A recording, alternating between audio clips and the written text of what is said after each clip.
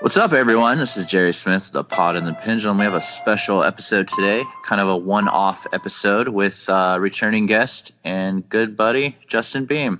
We're here to talk Rob Zombie's 3 from Hell, which is already a very divisive film and has already been a really good conversation starter online and, elsewhere.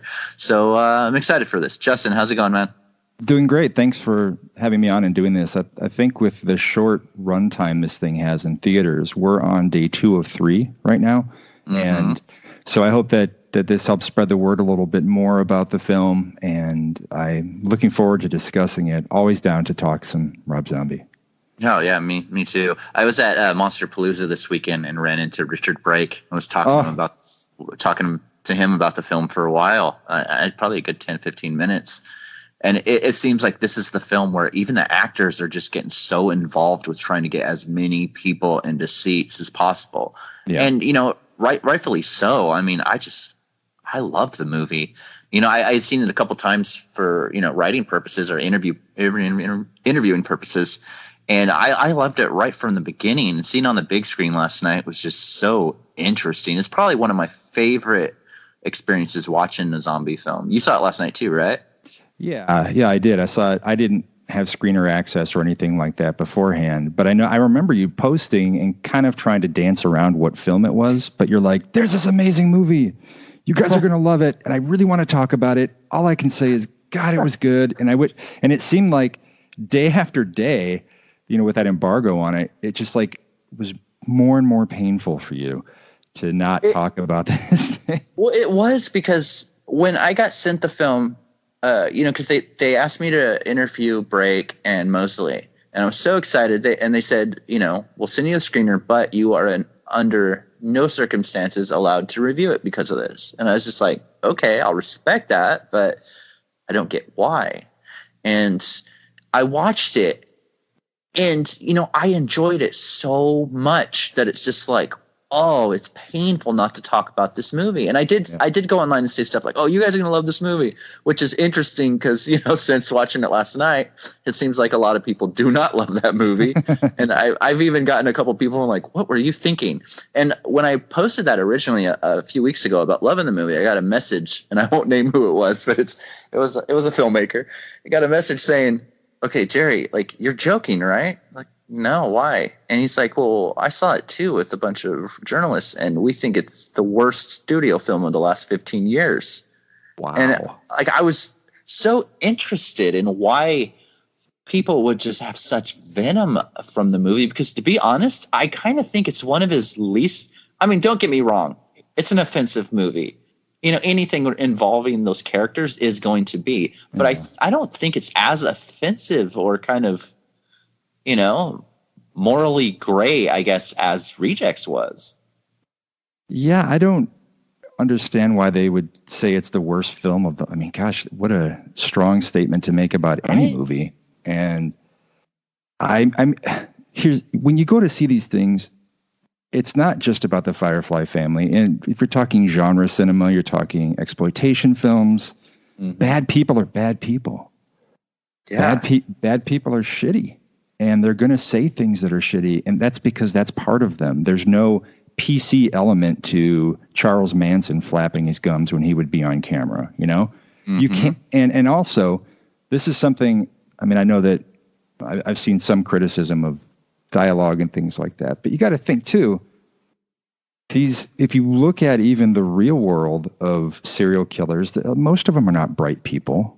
The fact that they do it is horrific enough, but the conversations they have, they're not going to be having long soliloquies about cerebral whatever. It's going to be practical, very simple discussion in a lot of cases, and there's not going to be an organized plan for everything they do. If that in the world of true crime, there are very few who ever actually had a solid plan in place, and the reason we know about them is because they ultimately got caught. So, You know what I mean? I think that it's that realism that Rob remains grounded in that maybe some people have a hard time with when they're approaching this kind of subject matter. But I don't understand why a movie like, I don't know. Do you think that maybe a lot of what's coming out of at least larger studios or like from name directors and entities, do you think it is a little more sanitized now than it used to be? Because I go to lots of independent film festivals and things, and I see a lot of great raw, what some people would find to be offensive, but the point isn't to be offended or offensive. I mean, the point is to experience it and let it impact you however it will. But do you think that the larger scale pictures that people are used to going to the multiplex for are probably a little more sanitized than what may have been out there historically? Is that why this reaction would happen? I think that, and I also think it's because of it being 2019. I mean, I have nothing but a tremendous amount of respect towards things like the Me Too movement or Time's Up or things like that. You know, I'm most definitely an ally to that. With that being said, I feel like a lot of movies that viewers would be able to dissect and look at with a lens in a different way in the past, maybe people are exceptionally hard on now. Like, I feel like to be honest, I feel like the same people who are ragging on 3 from Hell but are saying Devil's Rejects is the greatest thing ever, I feel like if Devil's Rejects was released today, those same people would be really pissed off and upset. And the thing is, like, I understand some arguments. Like last night I got into a pretty passionate argument with a friend of mine online that he was saying that he was so offended by 3 from Hell because it makes these people into heroes and you're supposed to root for them. I don't think you are. I never considered any of the Firefly members heroes. They're disgusting people doing disgusting things. But it's a film. It's a fictional film about these things. And it's most definitely an exploitation film, you know? And when you watch these stories, I mean, those people, they're despicable people, but they are going to do some things that will make you laugh from time to time. That doesn't make you a bad person or make them heroes. And I think that that's one of the biggest complaints that I've read so far, is that in their opinions, 3 from Hell makes Otis, Baby, and now Foxy into these kind of like heroes, you know, like telling jokes and that kind of stuff. And you're supposed to root for them. But to be honest, I mean, isn't that what the film's about? Even from that opening scene where it kind of touches on what Natural Born Killers did with kind of the media making these people martyrs, making these people kind of like huge superstars, you know, like Charles Manson was never a hero, but he was very enthralling to watch. And I feel like that's what really stands out about a lot of zombies films for me, is he takes these awful people and puts a like kind of like a human light on them to watch what they go through. I think you're exactly right. There's no reason that they should be presented in any other way. So the way that I see this movie, and I got into a discussion with my buddy who I went with last night. We talked for quite a bit about it afterwards too, because he didn't really care for it.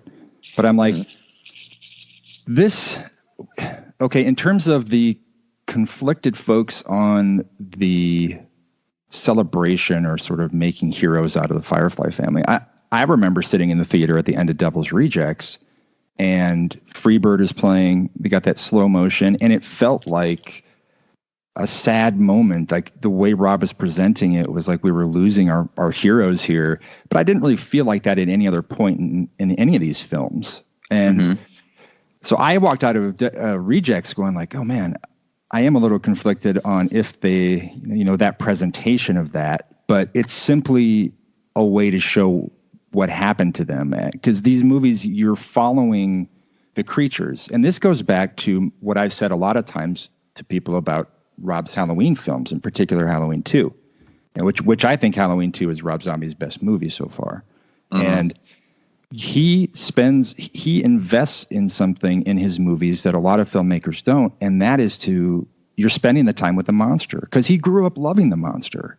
He grew up obsessed with creatures and doing his own art. All of his albums, his artwork in him is just full of Frankenstein and everything else. His stage show, he has literal monsters on stage with him. So he loves the beast. And so he chooses to have his movies, by and large, made where you're spending time with them. And that's his forte.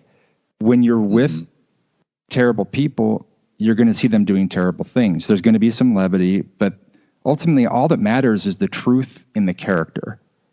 And if he were to make you hate them too much, or if he were to change the way that he approached them, I just don't think I don't know what the point of the movies would be in that case. Mm-hmm. Do you think that the criticism comes not only from it being a Rob Zombie film, but also with it being firmly placed in reality? I mean, I was having this discussion last night where people the individual that was talking about how, you know, he felt wrong laughing at these people, these horrific people. And it's just like, did you ever laugh at Freddy Krueger, who molested and killed children? Right. You know what I mean? Like, I can't think of another pop culture icon. Like, it feels weird that I grew up with Freddy Krueger posters and lunchboxes and pull string toys. You know, that was a child murderer. Like, we give that a pass, but we can't watch these films about these horrific people doing these things. I mean, and I don't think, to be honest, I never root for the Firefly family. I'm just along for the ride watching it. And what's interesting is my favorite character in Free From Hell isn't even a member of the family. It's Pancho Moller's Sebastian character. Interesting. And what the first thing that really stood out about Three From Hell to me right from the beginning was it feels very much like an extension of Devil's Rejects, but in a way it feels like a more refined and subtle version of that at times. You know, there are a lot of quiet, introspective moments. I mean, I don't want to spoil things, but I mean, there's a death of a character that you would, if you hear it on paper or you read it on paper, you would think it would be this big bombastic thing, but a character passes away and it's almost not even, it's kind of casually mentioned. It's very soft. It's very subtle. Right. And right from the beginning, like I remember even pausing the screener I got at that moment and saying like, what? Like, this is interesting. Is this how this film's going to go? And it did. I mean, there's moments like the moment in the kind of motel in Mexico where Baby and Otis are kind of talking about, you know, their life and, you know, missing a character and so on. And there's these very quiet moments where you see these monsters kind of think about life and where it's going and where they've been, and kind of it kind of feels like that scene in The Last House on the Left, where after Krug kills Mary and these people have done these awful things, they're just kind of looking at themselves, kind of sad and embarrassed that this is what they do. That's my favorite scene in that film. Yeah, dude, right? It's so good.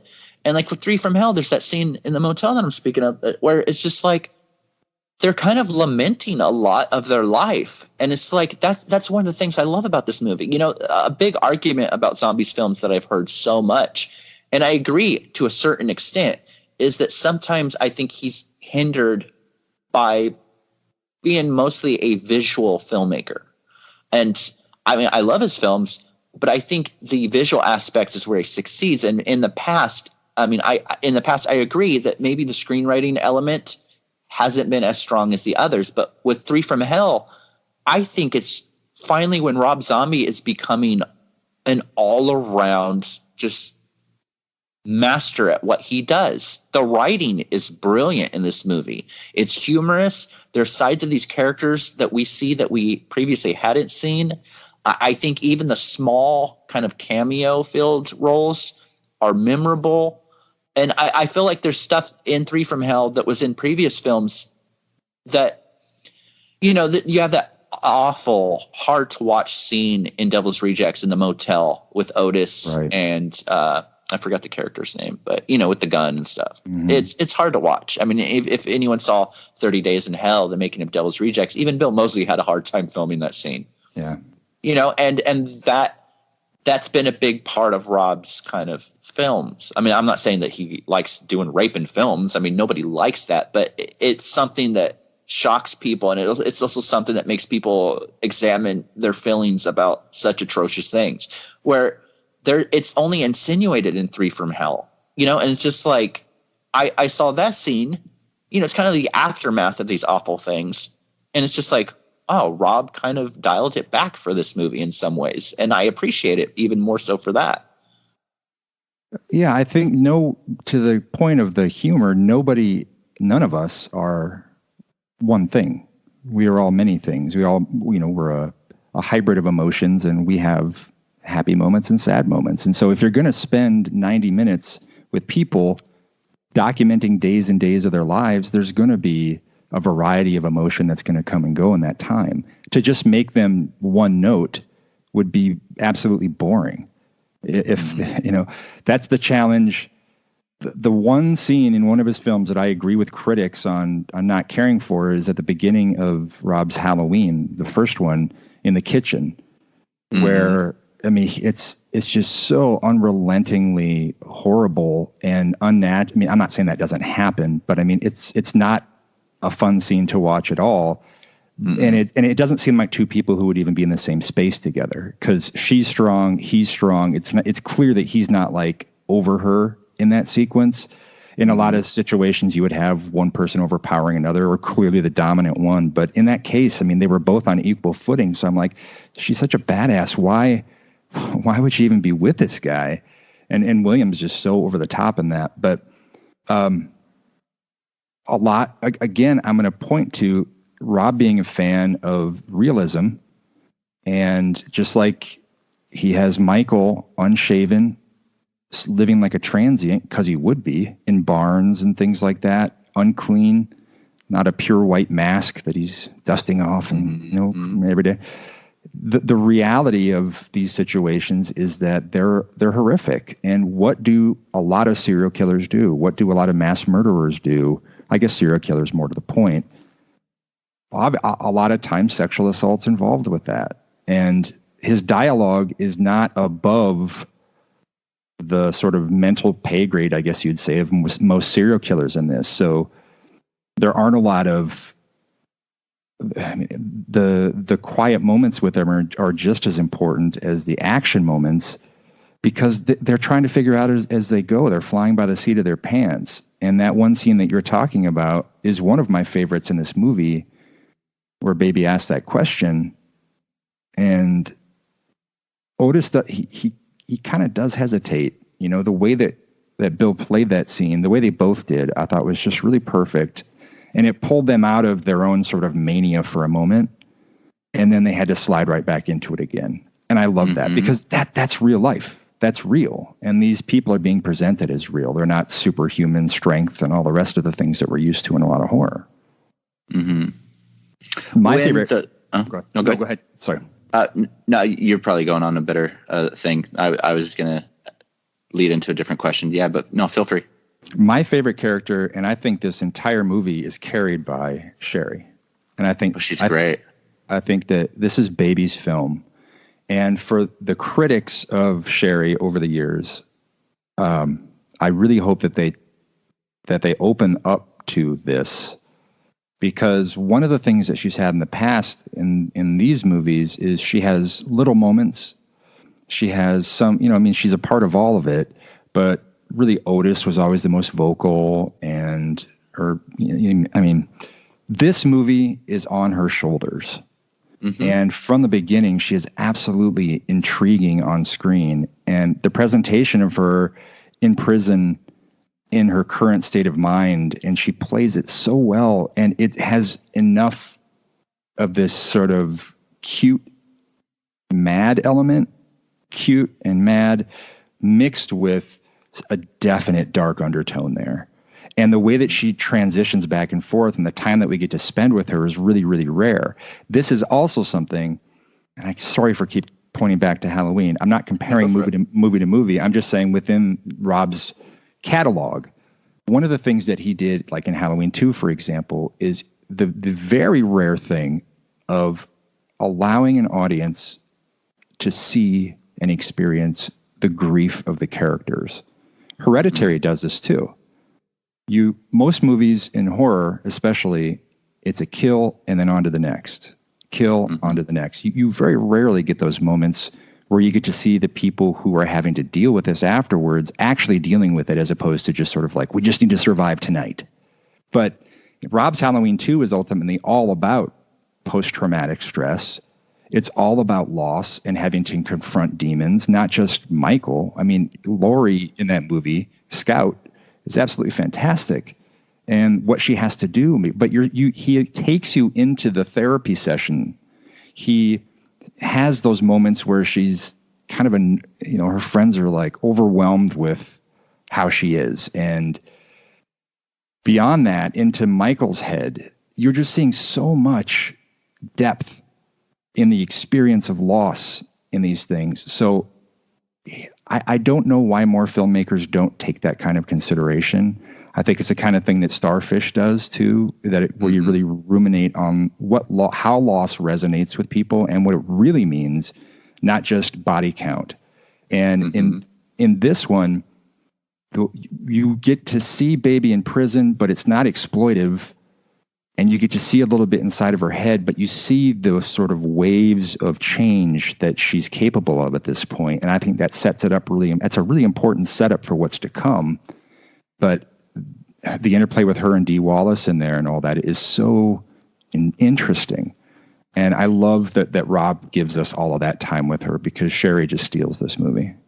Well, I also feel, and, I skirted around it at first, but, I figure to have a good conversation, just go all in. So if anyone hasn't seen 3 from Hell and you care about spoilers, maybe pause this until you have, but I'm just going to go into it.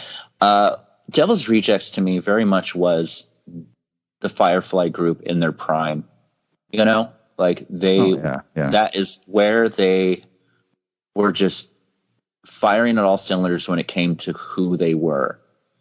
3 from Hell, one of the many things I just adore about the film is it's about kind of the end of the road for everyone. That's what it feels like. Captain Spaulding, he dies at the very beginning, and it's almost like he's come to terms with it. And you get so many of these introspective moments to where, like, Otis and Baby know that. I mean, they make excuses saying, they could kind of create more havoc. Yeah, they have it in them.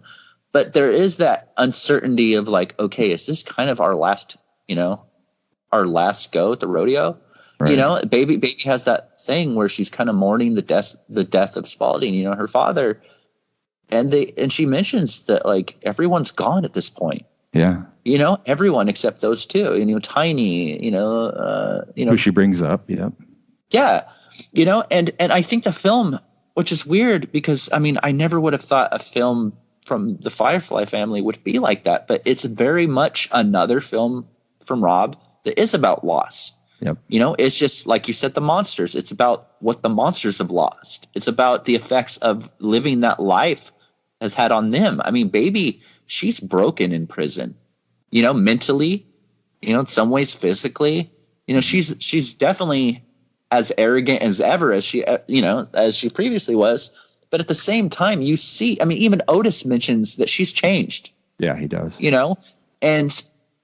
And while at first we're set to believe that change is for the worst, as the film goes on, especially that finale, Baby is very much the one leading that stuff. Otis has that big fight at the end, but Baby is the one that, she puts on that headdress, grabs that bow and arrow, and she just goes for it. She's the one that's kind of like the Otis in Rejects, but in 3 from Hell, it's Baby. Mm-hmm. And those moments to where all these characters that we've seen in House or Rejects are referenced, even at the smallest thing, like it kind of brings it full circle to you where you're seeing the effects of those first 2 films and that lifestyle has had on them.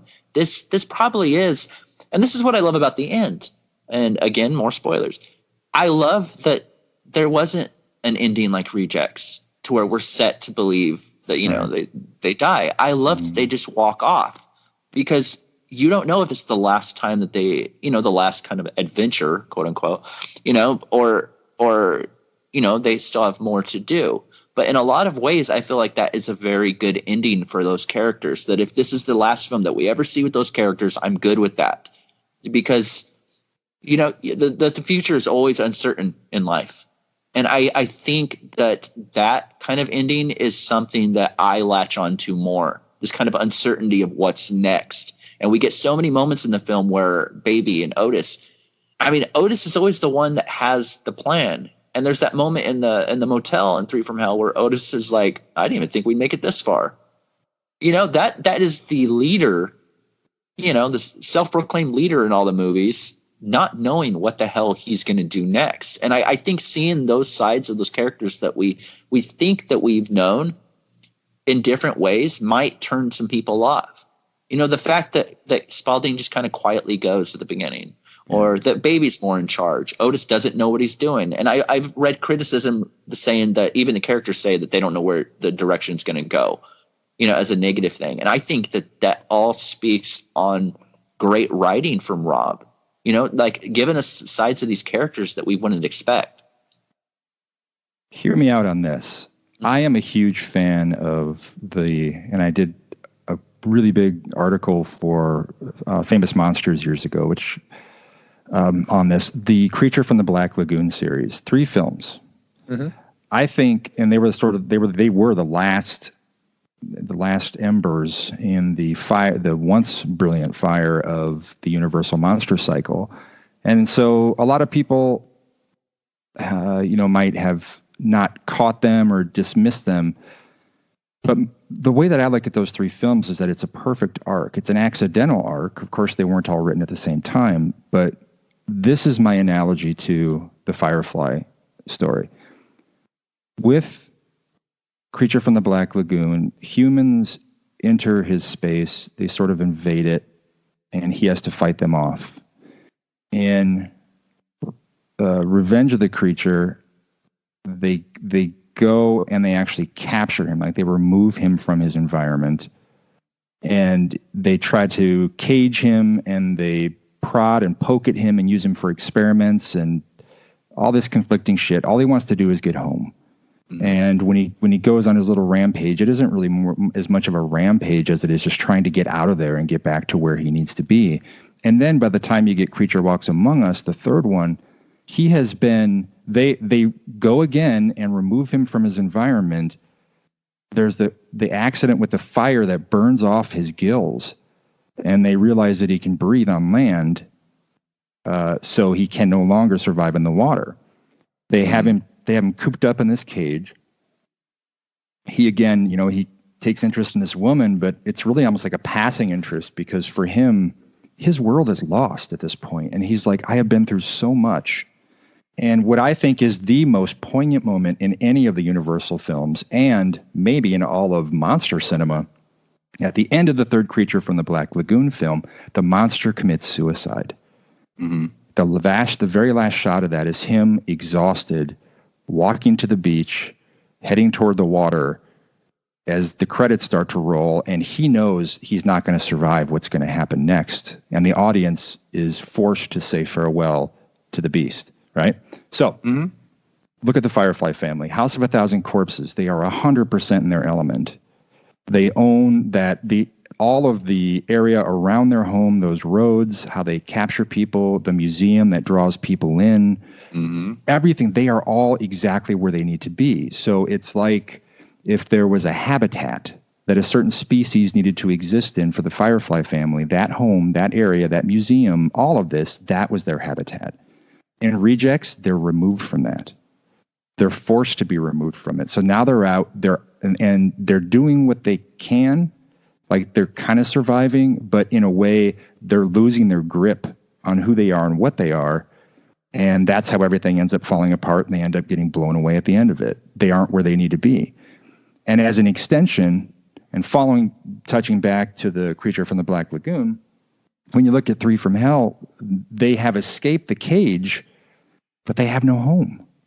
Mm-hmm. And so now they don't know where to go, because this is completely foreign to them. Not only have they been removed from society for a long time, but every ounce of whatever they were once grounded in that habitat in that first film is now absent 100%. Not to mention a bunch of family members falling off in the meantime.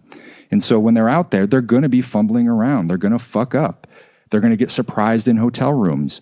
They're not going to have a plan, because there is no plan. When they lived at home, they had a plan. These movies eroded the quote unquote plan over the course of the 3 running times. And by the end of this one, they're still just sort of trying to figure out what the hell's going to happen next. And I think it's a perfect way to do it instead of having it end in some operatic death scene or something like that, because in real life, this is exactly what would happen. So them walking away at the end of that film isn't them walking to their death like in the third Creature film, but in a way it's them. I mean, they have accepted the fact that they have no fucking clue what the world has in store for them or what's going to happen next. So anyway, that's what I was, when I walked out of the theater, that's the first thing that occurred to me is like, this seems like a very clear three-part act, 3-act story over the course of these films for these people being extricated for what really matters and forced into a life that's completely new to them. What's interesting is when the film was originally announced, 3 from Hell, I was pretty bummed about it, to be honest. I didn't think that there was a point. I thought Rejects wrapped it up very well. It seemed like Rob was just kind of going back to the well, in my opinion. But what we got, I think, is, and I already know I'm going to get a lot of flack for this. What we got, in my opinion, was a better ending for them. And I told Richard Brake that this last weekend when I saw him.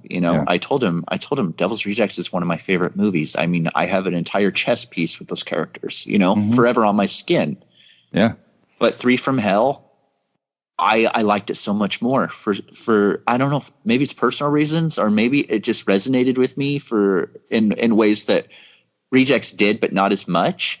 And, even he was taken back by this, like, wait, you like 3 from Hell more? Yeah, I did.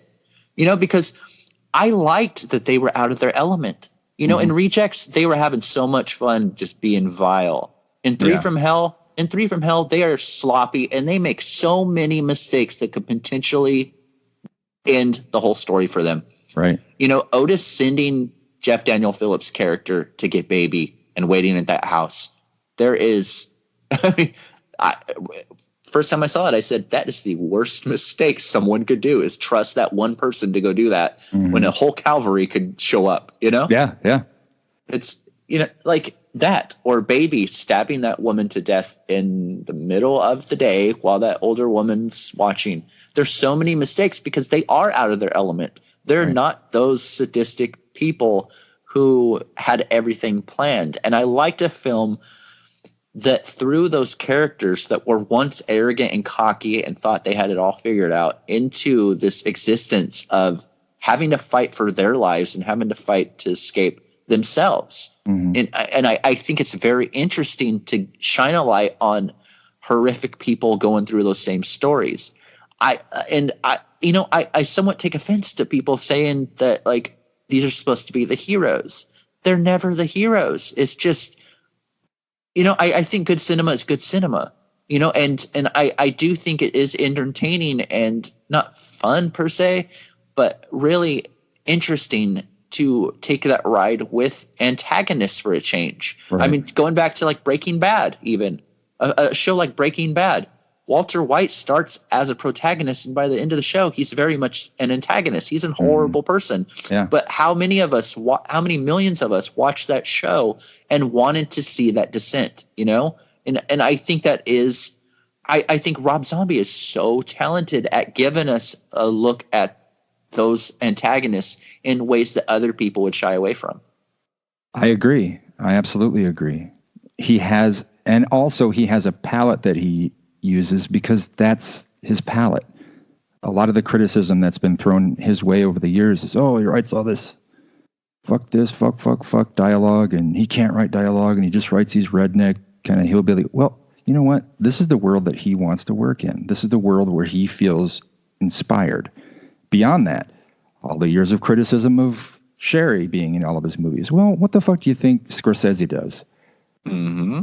Didn't they just announce a new movie with Joe Pesci, Robert De Niro? I mean, it's like, that's okay. But we look at this and, oh no, Tarantino does it, but we look at Rob, oh no, how dare he? And I mean, it's like, if you're an artist, you need to work with the things that inspire you and the people that inspire you. There's a guy who's writing a book about Rob's films. It's almost finished, and really exhaustive exploration of it. And he and I had a very long conversation for it. And I reiterated the fact that not only is Rob doing what he does best, he's doing you can't expect something outside of the realm of what he normally creates, but also these people have been given second wind in their careers because of him. He continues to bring people like Dee Wallace to the screen. Clint Howard. How happy were you to see Clint Howard in this movie as the clown? That scene, like, man, I don't know if it was meant to be played as humorous as it was. I think it was. But oh my God, I don't remember laughing as hard as I did watching that scene. And last night in the theater, the third time seeing it, and I think I laughed just as hard as the first. It is so awkward. This guy's about to get killed, and he's doing everything he can to make them laugh, but it's bombing so bad. And oh my, there's humor in Three from Hell. I think there's been humor in all of Rob's work, but I think that you can tell that he's having fun with this one, and like, see, I liked 31.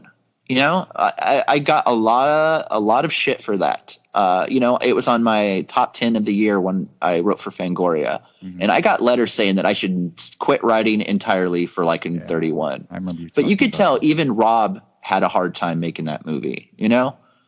Three from Hell, I think, is the return of Rob just having fun again.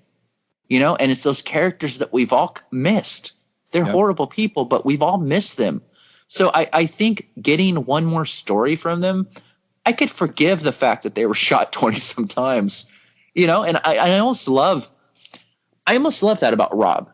For me, Halloween 2, what it was to me, and I'm not the biggest fan of it. I still, all these years later, I still can't wrap my head around it. I keep trying, but I can't. But with that being said, one thing I do love about it, it seems like everything people griped about the first film, it seemed like he amplified with the second movie. And it is one of Rob Zombie's films, Halloween 2, that feels like, he said, you know what? I'm not going to tie myself to Carpenter's film with this one. Mm-hmm. I'm going to make 100% my movie. And I appreciate that about that movie. And I feel like Three from Hell is a return to that. I'm going to make the film I want to make with these characters. And all these people are going to ask me these questions, how they survived. Well, you know what? I'm going to explain it in about 10 seconds and then move on. I love that. I think Lords of Salem's an extension of that too. I think that it seemed like Halloween 2 was Rob like getting settled into a pure creative vision. And if you want to, the story behind the making of that film is absolutely crazy. And I have a huge interview with him in Scream magazine that covers from A to Z the entire experience. It actually ran over 2 issues, in issue 53 and 54. And it got the cover in 53, which I'll say the least obvious thing to happen in 2019 is for Halloween 2 to get the cover of any magazine. I was so thrilled, and Rob was blown away. He's like, what? We got the cover? I'm like, yeah. He's like, oh my God. Like, we were both just like, what the fuck? And that's cool. Yeah, it's wild. But so what I see as beginning in Halloween 2 extended into Lords of Salem. And now I think because he continues to sort of refine what he's doing, which is natural. That's what any filmmaker is going to be going through. But the nightmares of making the 2 Halloween films were so bad for him. I think that may be why he's doing these things on a more independent level now, which same thing was said of Carpenter. Carpenter was miserable working within the studio system. Memoirs of an Invisible Man made him, he told me, literally want to quit making movies.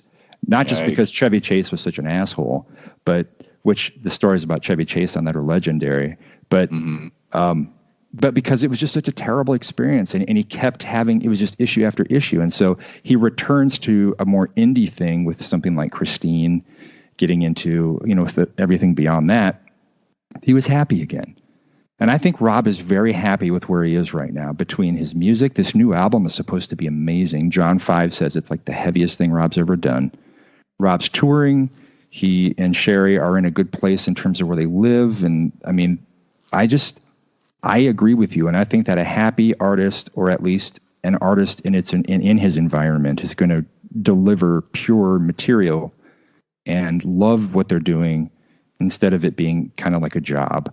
And this movie here, to those who criticize it for being meandering, well, it really is to me like all those 70s road movies. And there were so many movies throughout the 70s and 80s that were just pedestrian in structure, meaning a day in the life of, or a couple days in the life of. And I love that. I think that it doesn't need to be a perfect structure or a common structure to be a satisfying experience as an audience member. In fact, there's a lot of movies I love, especially like Franco and Jean Rollin and all these other people who make movies that are heavily criticized for lacking story. That doesn't matter to me. I want mood. I want to feel things. I want to experience things. I want stimulating visuals. If it's sexy lighting, I could buy into a film for that. I like some movies just for their score. There's a lot of reasons why we invest in this stuff, and it doesn't need to be cookie cutter to satisfy everyone. So this is not a movie for everyone, and that's perfectly fucking okay. Mm-hmm. I think that's why I appreciate the films of John Cassavetes so much. Is that for me, it's more about being a fly on the wall and watching the way that people interact with each other. I've always found that very enthralling. That's my favorite thing. I mean, my two favorite filmmakers, John Carpenter and John Cassavetes, which are very different, but I mean, that's kind of my sensibility, you know? Yeah. And I feel like Rob, especially with this film, I mean, Lords of Salem, I think, will always be my favorite film of his. It was such a weird experience seeing that movie to where I was just like, wow, like I've never seen anything like this. Like it feels so European, you know, and like I would never expect this, Absolutely. You know, but Three from Hell, I think it was such a breath of fresh air when it comes to Rob making movies again for me. You know, like his films have always been very hit or miss for me. I'll either really love one or I just won't really like it much. You know, that seems to be the experience in general, don't you think? Like for most people, it's hot or cold. Oh no, definitely. I mean, I didn't watch Rejects for about, I think maybe a year after it came out because I just didn't like House of a Thousand Corpses at all. You know, I've grown to appreciate it, but when it first came out, it just wasn't for me. Yeah. But when I saw Rejects, I was like, wow, that's so different. And so you know, that wasn't a big fan of Halloween. Halloween 2, like I liked it, but I just don't know how I feel about it. You know, Lords of Salem, loved with a passion. 31, enjoyed it. This one, it feels like it's the like everything that he got right in previous films in spades. That, and one thing I've always appreciated about his work is he gives actors roles that you wouldn't necessarily think that they would fill.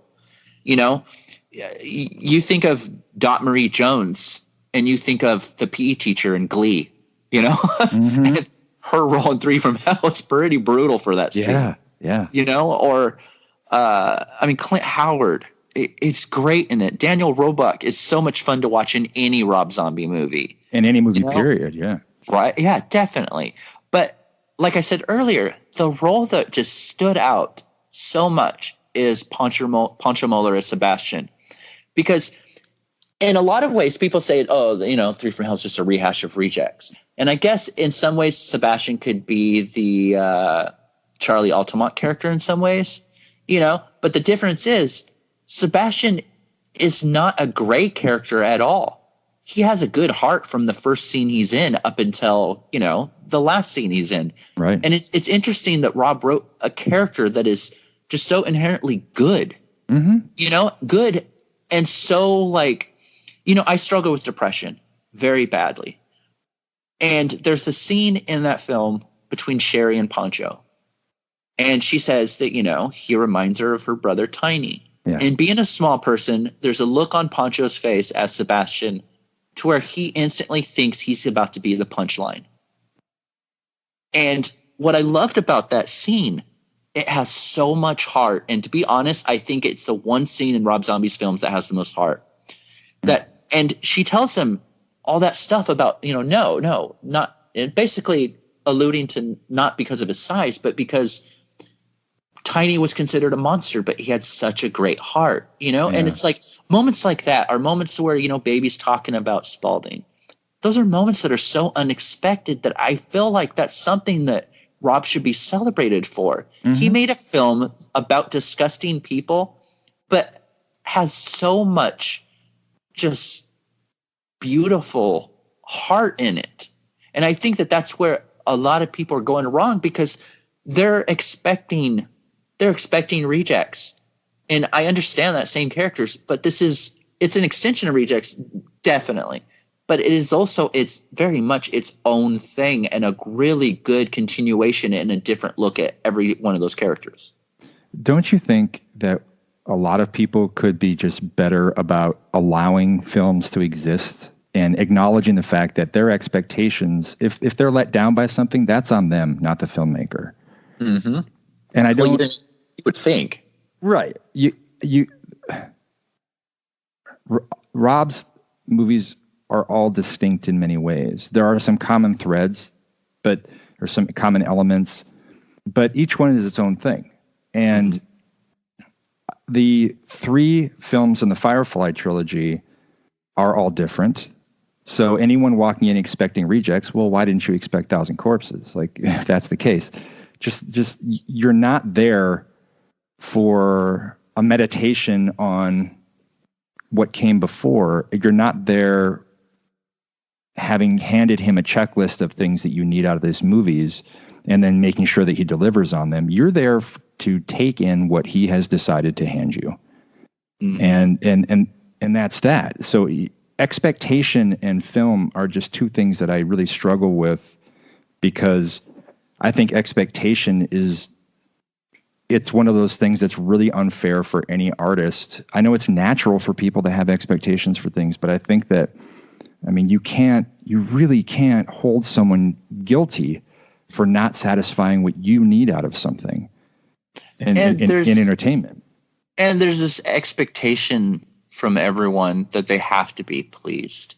And it's that lack of understanding a lot of times. I get a lot of shit for just being a ride or die fan of a lot of franchises.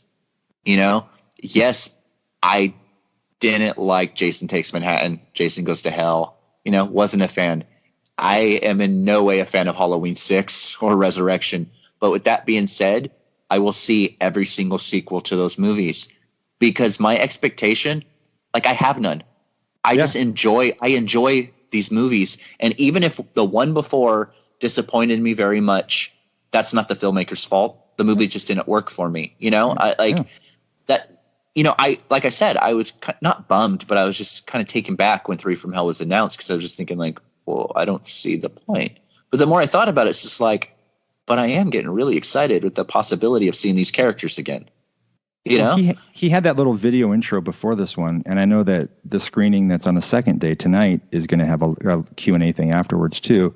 But he talked about the fact that initially he really didn't want to do this, but over the years he started to feel like, I miss these characters. And it was a similar thing on Halloween 2, and how that whole thing came about was because that was something that he didn't want to do. He had no intention. In fact, he was in development on Tyrannosaurus Rex, the boxing movie with Tyler, and then that whole. Oh, I know. And then when the lovely folks at the Weinstein Company pulled the plug on that, and then said, "Hey, but you owe us more movies," Rob was still hemming and hawing around it, but I don't know what to do next. And he started seeing these scripts floating around that were being thrown at these guys for the next Halloween, and he's like, "My God, they're gonna destroy my characters and John's characters. This doesn't do these characters service." And so that was a huge part of why he returned for that one. It was not only, yes, there was the element of he still had a movie to make for them, but more so, it became about, no, I need to make sure that Laurie is cared for. I need to make sure that Brackett is cared for and that he gets the moment that I wasn't allowed to give him in the first film. And I need, all these different things because he felt connected to it. And you really can't argue with that. And I see why he would want the same thing with this, because The Devil's Rejects really, for a lot of people, the general audiences, put him on the map cinematically. Mm-hmm. So he's going to want to revisit this. And these are close friends of his. And I read an interview with him where he's like, honestly, you know, we're not going to be around forever. And some of these guys are getting older, and I wanted another chance to work with them and you know, have this family exist one more time. So even if it's the last one, it seems like it meant a lot for him to bring everyone back together to do this again. You know, it seems like a lot of his projects end up changing as they go. I mean, we all know, you know, Lords of Salem kind of took on a different form the more it was filmed. You know, recently he did an interview where he mentioned that 3 from Hell was supposed to be a very different film because it was supposed to be Baby, Otis, and Spalding still. Right. You know, a few weeks before filming, you know, Sid got really sick, couldn't be insured, had to be written completely different. And the thing, like, reading that, it makes perfect sense why Spalding's in it for very little. But with that being said, I think the end result, to me at least, is more satisfying than just another go around with those characters, because it shows how passing life is.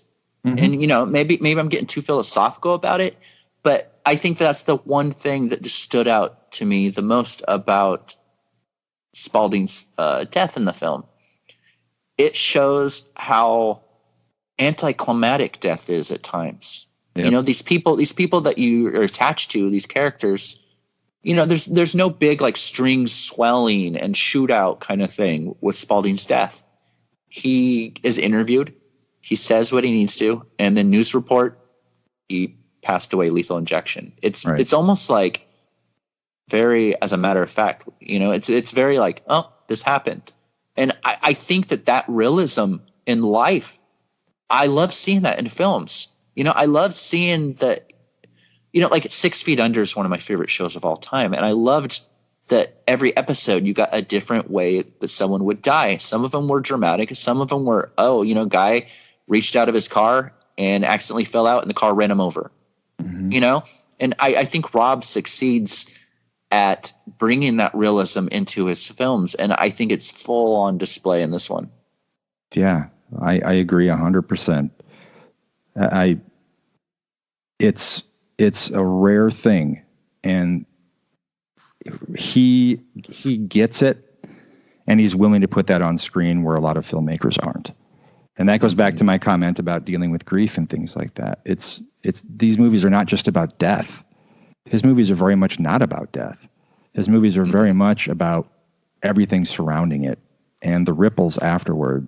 These are his forte, maybe more than anything else. And so he brings people in that he trusts to deliver that, and the end result is going to be polarizing by nature because he's not pulling punches, because there's no fucking point to pull punches. And I'm sorry I'm swearing so much today. I don't know why. It's okay. There would be no reason for him to pull punches, but at the same time, in this movie, there's really only, that I can think of, maybe one scene that's gratuitous in terms of gore, but the rest of it is a little restrained. And it's definitely, you has impact. You're definitely in the moment, and it is like, wow, there are stabbings where it's stabbed, over and over and over, things like that. But it's not blood flying everywhere and in a gratuitous movie in that way. So it's not necessarily exploiting the deaths of the people who die.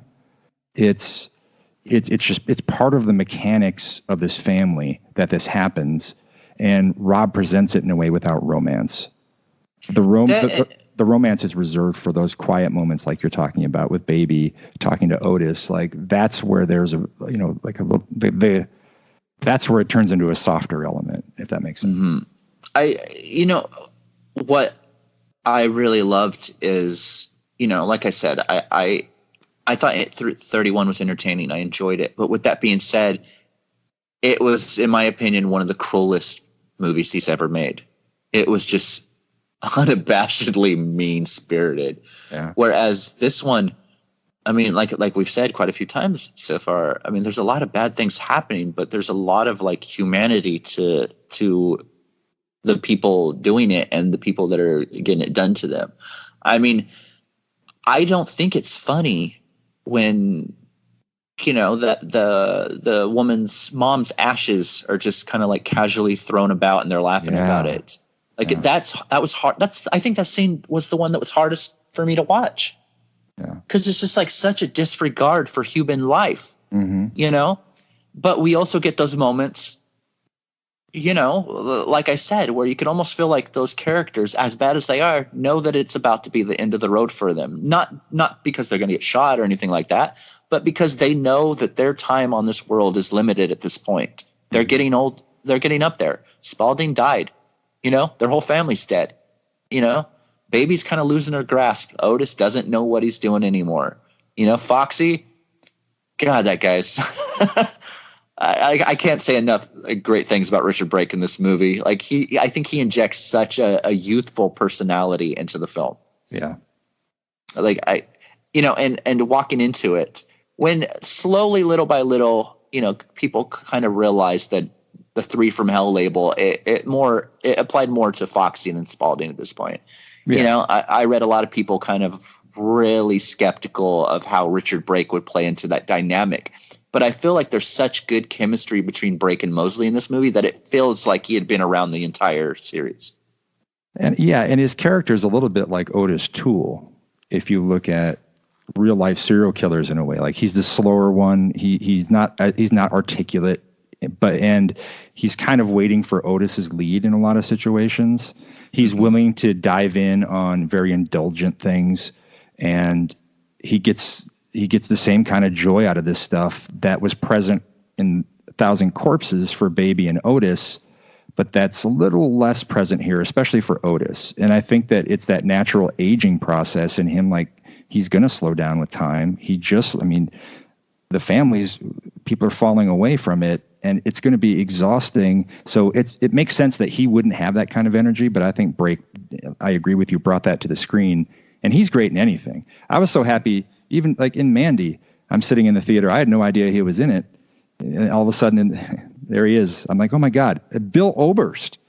I was so happy to see Bill Oberst in this movie. Like that guy's one of the hardest working men in indie cinema, let alone horror.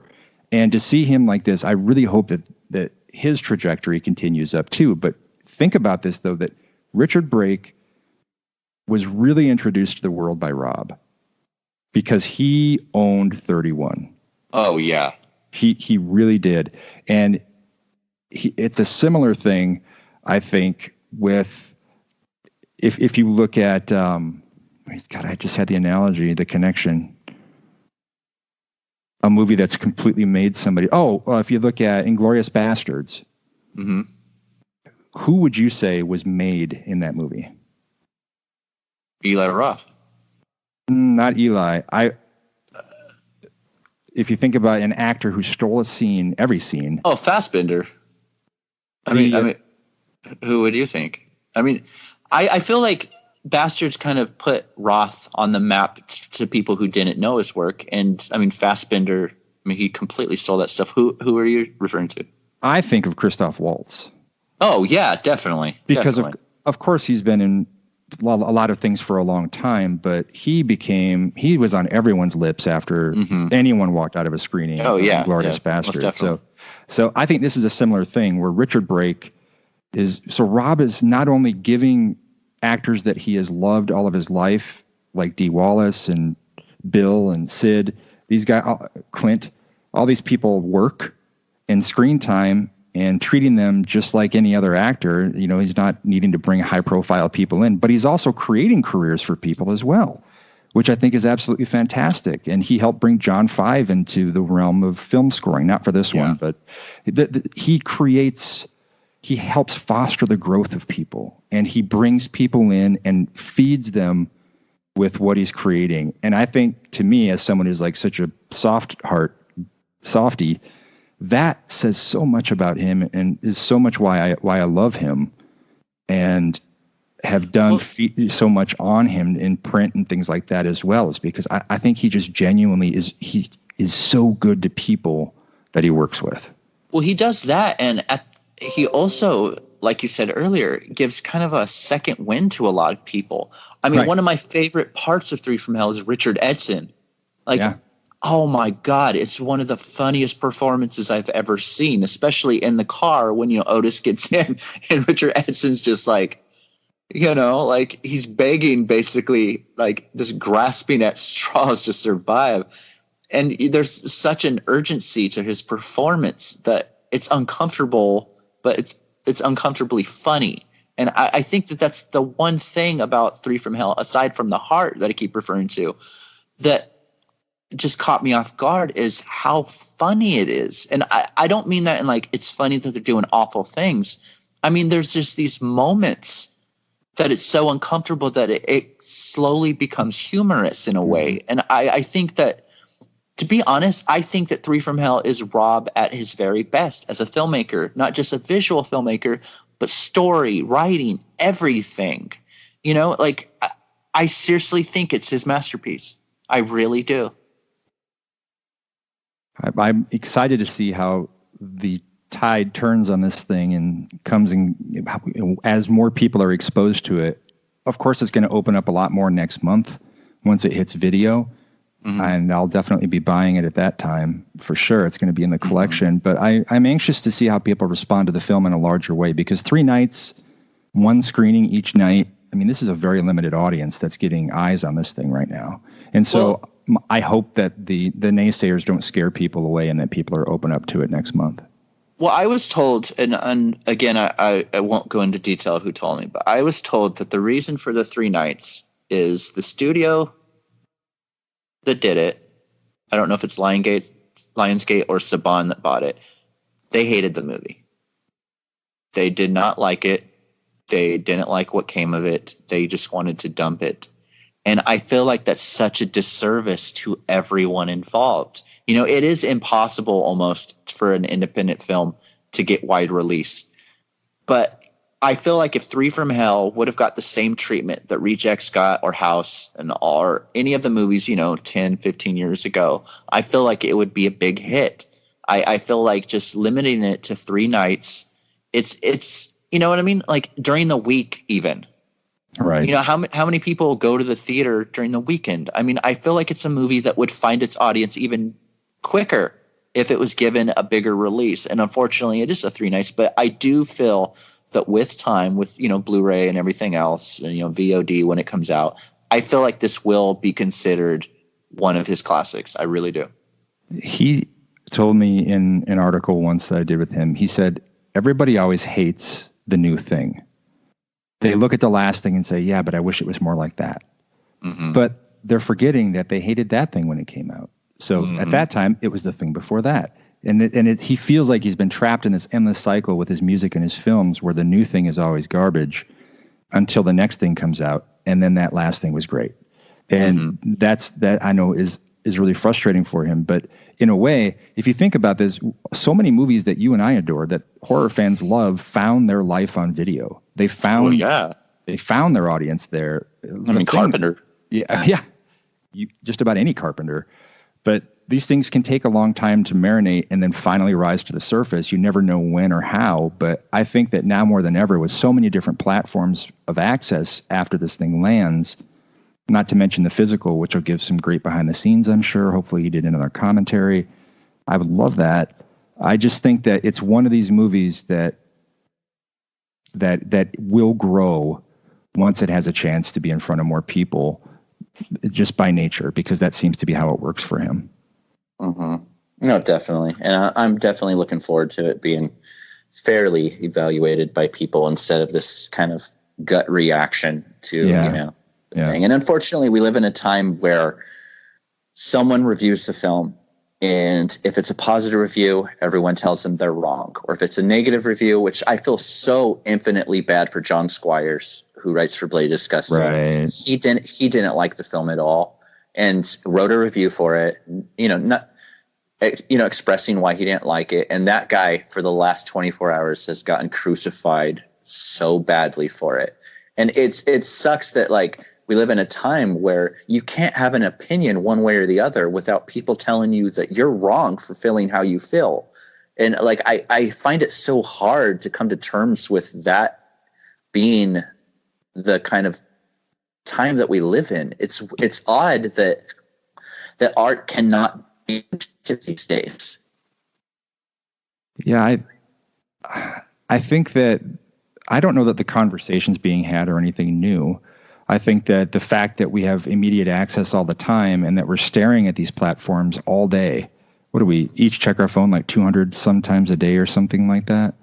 And is what they say.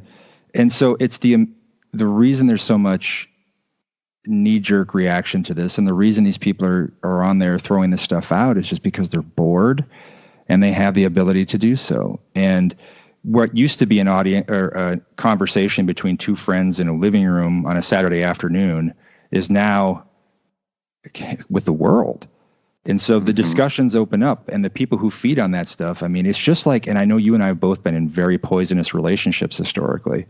And so, but the people who feed on a certain, like, just like people, some people feed on those who are offering them what they need. They're sort of like psychic and emotional vampires in a way. It's very similar to this. It's like moths to a flame, where I think that people fall into the role of being contrarian or whatever it might be online because there is an unaddressed community around that. And I don't know what joy they get in it. I've never been one. I mean, I don't write reviews. I never have, because that's not my bag. And I think that there are a lot of people out there who do it very, very well. I admire people who are willing to stick their neck out and be honest and not just try to catch the tagline on the Blu-ray when it comes out. Yeah. So many writers are just chasing the hug on that. And so I love when someone's honest about it. But if you don't agree with someone, that's cool. I think that we have to just accept that that's the case.